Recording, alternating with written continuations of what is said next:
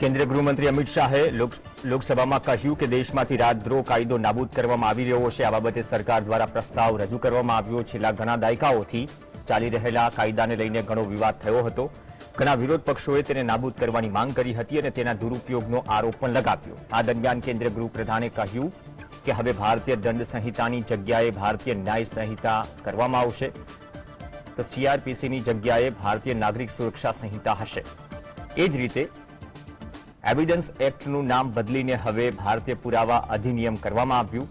દેશદ્રોહના કાયદાને નાબૂદ કરવાનો પ્રસ્તાવ લોકસભામાં મુકાયો। मान्यवर, मैं सदन को बताना चाहता हूं, ये तीनों कानूनों में गुलामियों की निशानी से भरे हुए कानून। सबसे पहले तो इसको ब्रिटेन की पार्लियामेंट ने पारित किया था, हमने अडॉप्ट किया था, यहीं से शुरुआत होती। परंतु इसके अलावा आज भी जो कानून आज इससे निरस्त होंगे, जब सदन पारित करेगा, तब वो कानूनों के अंदर कुछ शब्द थे मैं जरूर कहना चाहता हूं, जिससे हमें मालूम पड़ेगा कि 75 साल तक हम किस कानूनों के आधार पर क्रिमिनल जस्टिस सिस्टम को चलाएं। રાજ્યસભામાં વિપક્ષના નેતા મલ્લિકાર્જુન ખડગેએ કહ્યું કે ભાજપ લોકશાહીને દબાવવા માંગે છે અને બંધારણને અનુસરવા માંગતા નથી, જેના માટે અહીં ઇન્ડિયા ગઠબંધનના તમામ પક્ષોના લોકો વિરોધ કરી રહ્યા છે। લોકશાહીને જીવંત રાખવા માટે અમે સંસદની અંદર અને બહાર દરેક જગ્યાએ લડીશું। આ પહેલા અધીર રંજન ચૌધરીએ લોકસભામાંથી સસ્પેન્ડ કરવા સામે વિરોધ પક્ષોના ગઠબંધને તમામ સાંસદોએ લોકસભાની કાર્યવાહીનો બહિષ્કાર કર્યો હતો અને સંસદમાં ડોક્ટર આંબેડકરની પ્રતિમા સુધી કૂચ કરી હતી।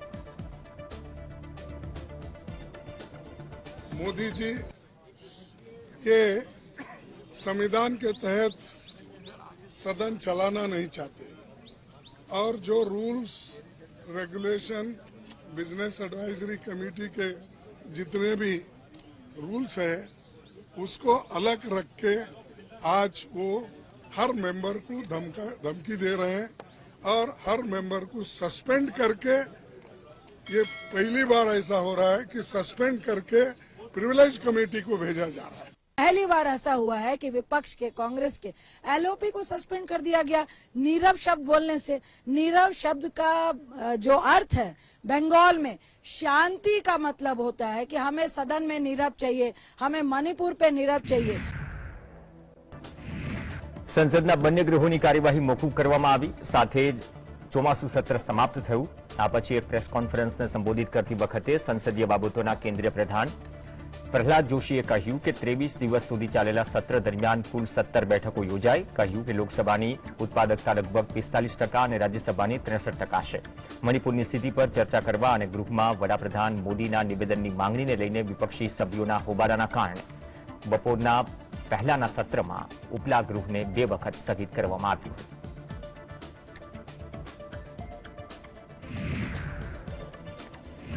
સંસદના ચોમાસુ સત્રની સમાપ્તિ બાદ તરત જ કોંગ્રેસના નેતા રાહુલ ગાંધીએ પ્રેસ કોન્ફરન્સ કરી વડાપ્રધાન મોદી વિરુદ્ધ મોરચો ખોલ્યો। તેમણે કહ્યું કે પીએમ મોદીએ તેમના 2 કલાકના ભાષણમાં મણિપુર પર માત્ર 2 મિનિટ વાત કરી।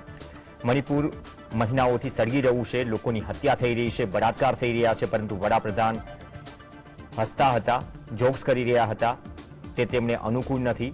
રાહુલ ગાંધીએ કહ્યું કે વડાપ્રધાન ઓછામાં ઓછું મણિપુર જઈ શક્યા હોત। સવાલ એ નથી કે પીએમ મોદી 2024માં પીએમ બનશે કે કેમ, સવાલ મણિપુરનો છે, જ્યાં બાળકો અને લોકોની હત્યા થઈ રહી છે।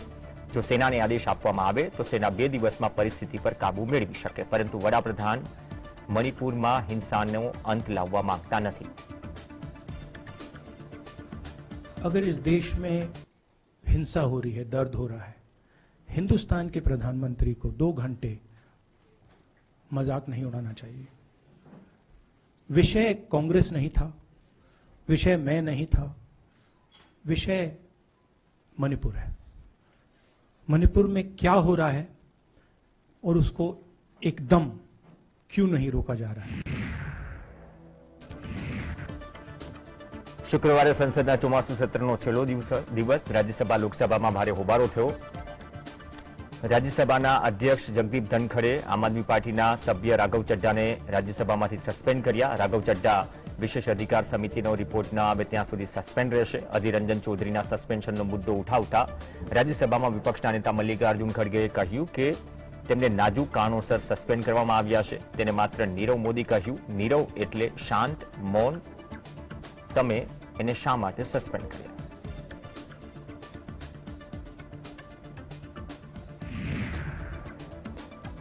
રાઘવ ચડ્ડાએ કહ્યું કે હું જાણવા માંગુ છું કે મારો ગુનો શું હતો. તેના અંતર્ગત મને મારું સભ્યપદ રદ કરી દેવાયું. શું મારા અપરાધ એ જ હતો કે દુનિયાની સૌથી મોટી પાર્ટીના નેતાઓએ મને પ્રશ્ન કર્યા? શું મારો અપરાધ એ છે કે દિલ્હી સેવા બિલ પર ભાજપના નેતાઓ પાસે ન્યાયની માંગ કરી?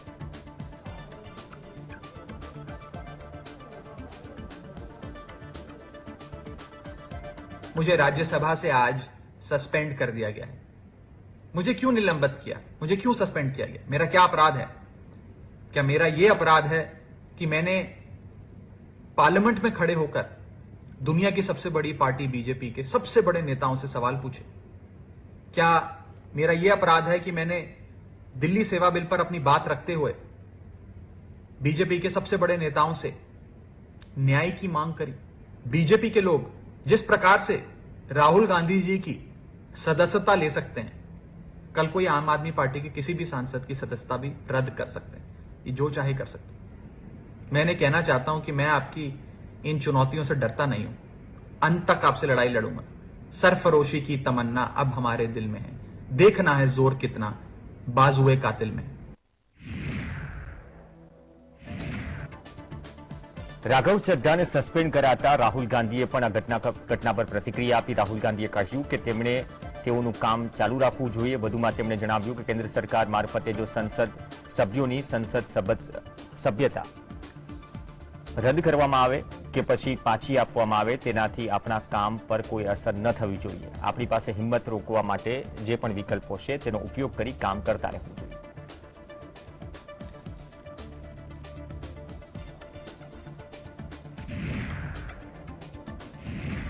અધીર રંજન ચૌધરીને લોકસભામાંથી સસ્પેન્ડ કરવા પર કોંગ્રેસના સાંસદ મનીષ તિવારીએ કહ્યું કે તેમને કહ્યું કે બંધારણની કલમ 105A હેઠળ દરેક સાંસદને સંસદમાં બોલવાની સ્વતંત્રતા છે. બહુમતીની સત્તાનો દુરુપયોગ કરીને જો કોઈ સાંસદને આ રીતે સસ્પેન્ડ કરવામાં આવે તો તે લોકશાહી માટે ખૂબ જ દુર્ભાગ્યપૂર્ણ. આ બાબત સુપ્રીમ કોર્ટમાં જવા યોગ્ય. और श्री अधीर रंजन चौधरी कांग्रेस के फ्लोर लीडर हैं लोकसभा में, उनको इस तरह से निष्कासित किया जाए तो ये लोकतंत्र के लिए बहुत ही दुर्भाग्यपूर्ण बात है.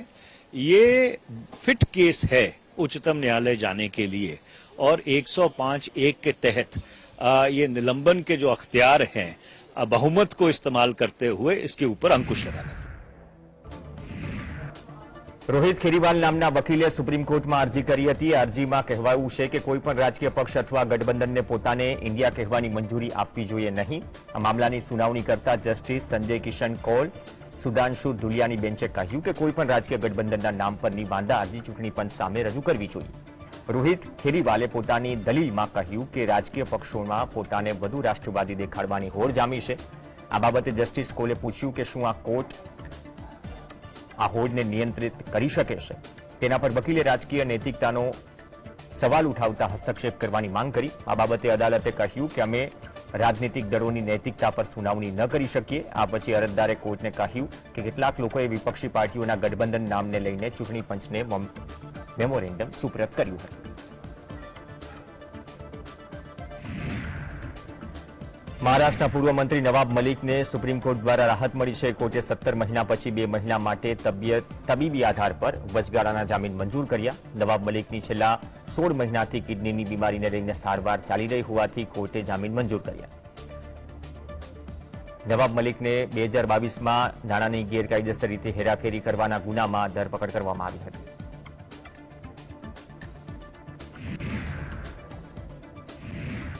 લોકસભામાં અવિશ્વાસ પ્રસ્તાવ પર ચર્ચા દરમિયાન અધીર રંજન ચૌધરીના વિવાદાસ્પદ નિવેદનને લઈને તેઓને સસ્પેન્ડ કરી દેવાયા છે, જેને લઈને કોંગ્રેસ નેતા સોનિયા ગાંધીએ મહત્વની બેઠક બોલાવી. કોંગ્રેસના લોકસભા સાંસદો પણ આ બેઠકમાં સામેલ થયા. અધીર રંજન ચૌધરીએ અવિશ્વાસ પ્રસ્તાવ સમયે ચર્ચા દરમિયાન વિવાદિત નિવેદન આપ્યું હતું. આ મામલે એનડીએ આક્રમક બનીને વિરોધ નોંધાવ્યો અને પીએમના સંબોધન બાદ તેઓને સસ્પેન્ડ કરાયા. રાહુલ ગાંધીના ફ્લાઇંગ કિસ વિવાદ પર કેન્દ્રીય મંત્રી શોભા કરંદલાજે નિવેદન આપ્યું. તેમણે કહ્યું કે સંસદ અને દેશનું અપમાન કરવું કોંગ્રેસની આદત છે. રાહુલ ગાંધીએ ફ્લાઇંગ કિસ આપીને સંસદનું અપમાન કર્યું છે. પહેલા તેણે સંસદમાં પીએમ મોદીને ગળે લગાવ્યા અને આંખ મીચ્યા. હવે તેને ફ્લાઇંગ કિસ કરી. कांग्रेस का एक आदत है, पार्लियामेंट को अपमान करो, देश को अपमान करो. राहुल गांधी ऐसे किया, फ्लाइंग किस देके पार्लियामेंट को अपमान करने का काम किया. पहले वो मोदी जी को गले लगाया, पार्लियामेंट में आंख मारा. अभी दूसरे तीसरे टाइम वो फ्लाइंग किस किया. મણિપુર મુદ્દે એનસીપી સાંસદ ફિઝિયા ખાને નિવેદન આપ્યું. તેમણે પીએમ મોદી પર નિશાન સાધતા કહ્યું કે તેમની કથની અને કરણીમાં ફરક છે. મણિપુરમાં એફઆઈઆર જેટલી ધરપકડ કરી છે આ પ્રકારનો સવાલ તેમણે ઉઠાવ્યો. 6000થી વધુ એફઆઈઆર દાખલ કરવામાં આવી છે, પરંતુ જો આપણે ધરપકડની સંખ્યાની તુલના કરીએ તો તે જોવામાં આવે છે તે પ્રકારની કાર્યવાહી થવી જોઈતી હતી તે કરવામાં આવી નથી. જે દિવસે તે પીએમ માટે હૃદયમાં ઈચ્છે છે તે દિવસે તે નિયંત્રણમાં રહેશે. વડાપ્રધાનને મણિપુર जવું જોઈએ. कथनी और करनी में फर्क है ऐसा लग तो नहीं रहा है, क्योंकि जितने एफआईआर्स हुए हैं उतने अरेस्ट हुए हैं क्या? अगर देखा जाए तो 6000 से ऊपर एफआईआर्स है और अरेस्ट कितने हुए, अगर वही तुलना कर लें तो दिखेगा कि एक्शन नहीं है जिस तरह से होना चाहिए. और जब तक हमको दिल से प्रधानमंत्री को ऐसा न लगे कि मुझे इस पे किसी तरह नियंत्रण पाना है, जिस दिन वो ये दिल से चाहेंगे उस दिन हो जाएगा और उन्होंने वहां जाना चाहिए. અવિશ્વાસ પ્રસ્તાવ પર પીએમ મોદીએ સંસદમાં મણિપુર મુદ્દે વાત કરી હતી, જે અંગે આફ્રિકન અમેરિકન અભિનેત્રી અને ગાયિકા મેરી મિલબેને પીએમ મોદીના ભાષણને સમર્થન આપ્યું. એક ટ્વીટમાં મિલબેને કહ્યું કે સત્ય એ છે કે ભારતને તેના નેતામાં વિશ્વાસ છે. ભારતના મણિપુરની માતાઓ, પુત્રીઓ અને મહિલાઓને ન્યાય મળશે. પીએમ મોદી હંમેશા તમારી આઝાદી માટે લડશે. જે પક્ષ તેના સાંસ્કૃતિક વારસાનું અપમાન કરે છે, દેશના બાળકોને રાષ્ટ્રગીત ગાવાથી વંચિત રાખે છે, વિદેશમાં કોઈના દેશનું અપમાન કરે છે, તે નેતૃત્વ નથી, તે સિદ્ધાંતહીનતા છે.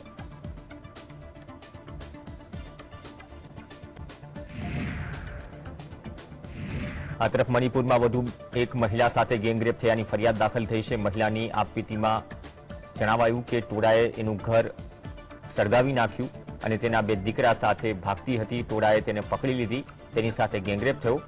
આ બનાવ 3જી મેના દિવસે થયો હોવાની માહિતી છે. જ્યારે મણિપુરમાં ફરી એક વખત હિંસા ભડકી હતી 3જી મેના રોજ, એટલે કે જે દિવસે મણિપુરમાં હિંસા ભડકી એ જ દિવસે આ ઘટના બની. બે મહિલાઓ સાથે ગેંગરેપ થવાની ઘટના બાદ આ ત્રીજો દાવો છે. મણિપુરના ચુરાચાંદપુર જિલ્લામાં એક મહિલા સાથે ગેંગરેપનો આક્ષેપ થયો છે. મહિલાએ કહ્યું કે ઘટના પછી ખૂબ જ બીમાર રહેતી હતી, માનસિક આઘાત લાગ્યો અને ફરિયાદ કરવાની હિંમત થતી ન હતી. સમાજના બહિષ્કારના ડરે મેં ફરિયાદ કરવાનું ટાળ્યું ને આ દર્દનાક વિચારોથી બચવા માટે આપઘાતનો વિચાર પણ કર્યો. પછી આવા અત્યાચારનો ભોગ બનેલી અન્ય મહિલાઓ પણ ફરિયાદ કરવા માંડી, એટલે હિંમત એકઠી કરી શકી. છેક આટલા સમય પછી હિંમત ભેગી કરીને પોલીસ સ્ટેશનમાં ફરિયાદ દાખલ કરી.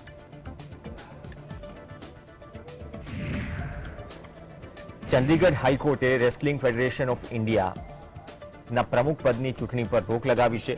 આ ચૂંટણી શનિવારે 12 ઓગસ્ટે યોજાવાની હતી. આ ચૂંટણી પહેલાથી કેટલાક મહિનાઓથી વિલંબિત છે. હવે છેલ્લી ઘડીએ પંજાબ અને હરિયાણા હાઈકોર્ટે તેના પર સ્ટે મૂકી દીધો. તાજેતરમાં જ કુસ્તીબાજ દિનેશ ફોગાટ, સાક્ષી મલિક અને બજરંગ પુનિયા સહિત ઘણા ખેલાડીઓએ આઉટગોઈંગ WFI ચીફ અને બીજેપી સાંસદ બ્રિજભૂષણ શરણસિંહ સામે વિરોધ કર્યો હતો, જે બાદ નવા પ્રમુખની પસંદગીની પ્રક્રિયા શરૂ થઈ હતી.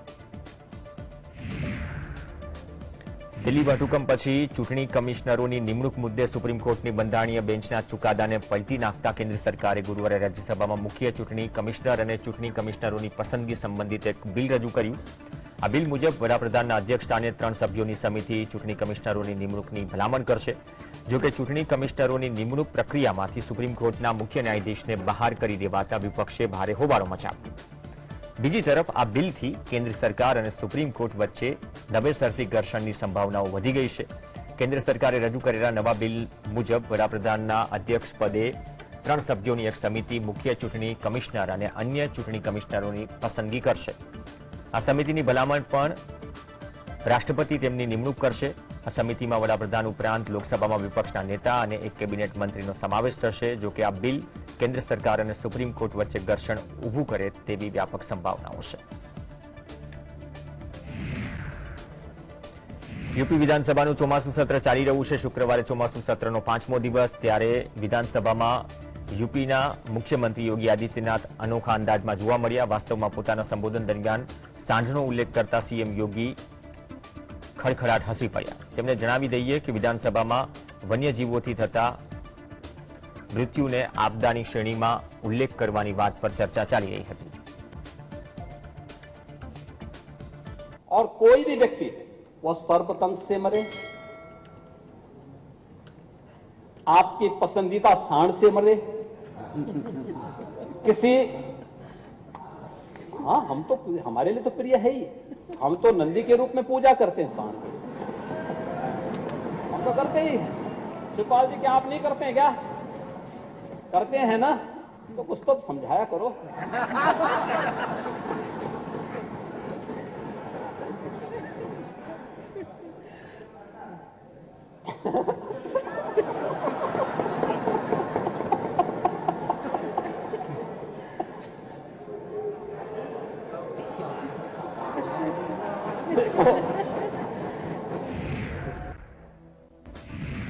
નુહમાં હિંસાની ઘટના બાદ સતત કાર્યવાહી કરી રહેલી પોલીસે રાજ્યના 10 જિલ્લામાં અત્યાર સુધીમાં 153 કેસ નોંધ્યા. છેલ્લા 2 દિવસમાં પોલીસે 11 નવી એફઆઈઆર નોંધી છે.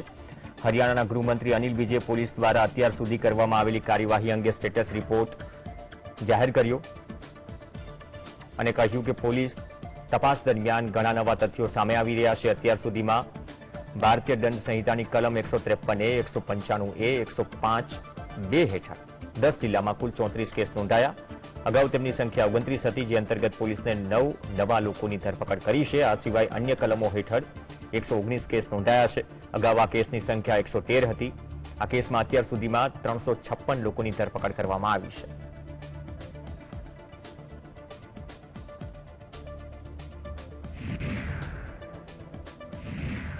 નુહમાં હિંસા વચ્ચે શાળાઓ શરૂ થઈ. કલમ 144 હેઠળ નવા આદેશ જારી કર્યા છે. આદેશો આગામી નવા આદેશ સુધી અમલી રહેશે. 11 ઓગસ્ટથી જિલ્લામાં શૈક્ષણિક સંસ્થાઓ ખોલવાના આદેશ આપવામાં આવ્યા. તેવી જ રીતે હરિયાણા રાજ્ય પરિવહન બસ સેવા પણ સંપૂર્ણપણે પુનઃસ્થાપિત કરવામાં આવી.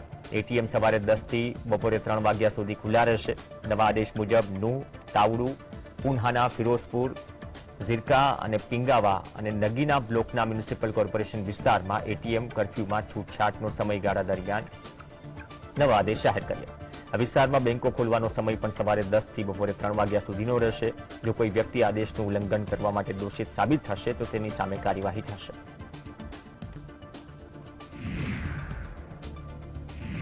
પીએમ મોદી દ્વારા સ્વતંત્રતાની દિવસની 75મી વર્ષગાંઠની ઉજવણી કરવા માટે શરૂ કરાયેલા હર ઘર તિરંગા અભિયાનને આ વર્ષે સંસદના સભ્યો દ્વારા દિલ્હીમાં બાઇક રેલી દ્વારા પુનઃજીવિત કરવામાં આવ્યું. જનભાગીદારીને પ્રોત્સાહિત કરવા માટે સાંસદો અને મંત્રીઓ તેમની બાઇક પર તિરંગા સાથે પ્રગતિ મેદાન ખાતે એકઠા થયા હતા.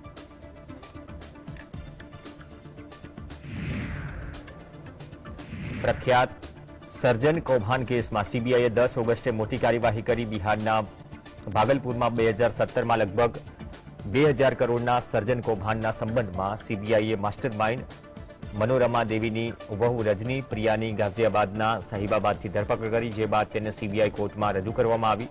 2 દિવસના ટ્રાન્ઝિટ રિમાન્ડ પર પટના લાવવામાં આવી. મહત્વનું છે કે રજની પ્રિયા પોતાનો બંગલો છોડીને ક્યાંક જઈ રહી હતી. તે સમયે તેની ધરપકડ થઈ. જોકે તે પોતાની ઓળખ બદલીને ગાઝિયાબાદમાં રહેતી હતી.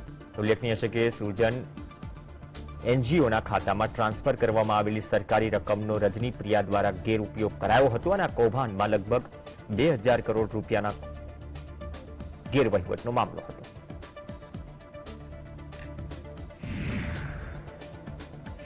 ટાટા ગ્રુપની માલિકીની એરલાઇન એર ઇન્ડિયાએ તેનો નવો લોગો જાહેર કર્યો. તેના લોગોના ભાગરૂપે એર ઇન્ડિયાએ જાંબલી રંગના આડંબર સાથે લાલ અને સફેદ રંગ જાળવી રાખ્યો છે. હવે નવા લોગોને ધ વિસ્ટા કહેવામાં આવશે. એરલાઇનને ઇવેન્ટમાં ભાગરૂપે નવી ટેલી ડિવાઇન અને થીમ સોંગ પણ જાહેર કર્યું. ઉલ્લેખનીય છે કે એર ઇન્ડિયા તેના કાફલામાં 470 નવા એરક્રાફ્ટની ઐતિહાસિક ખરીદી સાથે મલ્ટી બિલિયન ડોલરના સોદામાં પરિવર્તન કરવાની યોજના ધરાવે છે. આ અંગે એર ઇન્ડિયાના સીઈઓ કેમ્પેલ વિલ્સને કહ્યું કે અમારી પરિવર્તનશીલ નવી બ્રાન્ડ એર ઇન્ડિયાને વિશ્વભરના મહેમાનોને સેવા આપતી વિશ્વકક્ષાની એરલાઇન બનાવવાની મહત્વાકાંક્ષાને પ્રતિબિંબિત કરે છે.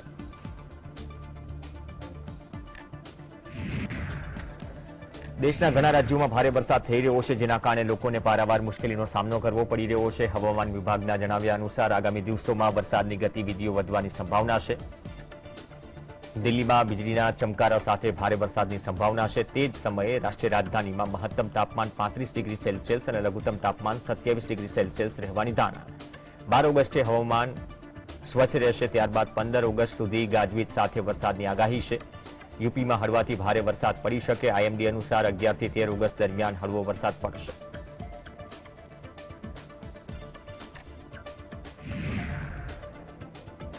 હિમાચલના સોલન જિલ્લામાં મોડી રાત્રે ભૂસ્ખલન થયું હતું, જેના કારણે નેશનલ હાઈવે 5 શિમલા કાલકા રોડ ફરી બંધ કરાયો.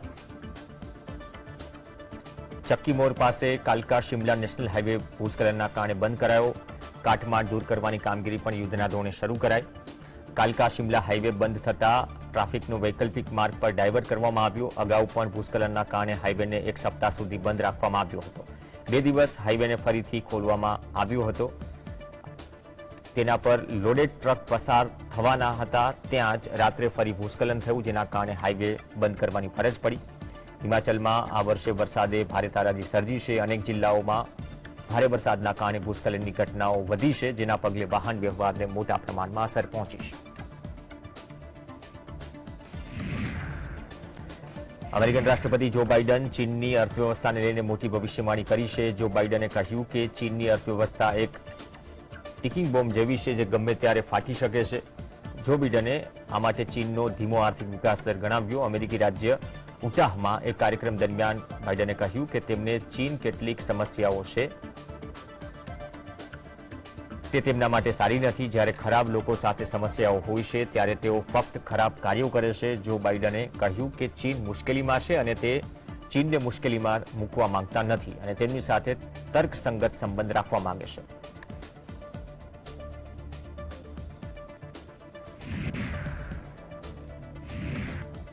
ભારત બાદ હવે રશિયા પણ મિશન મૂન માટે સક્રિય થયું.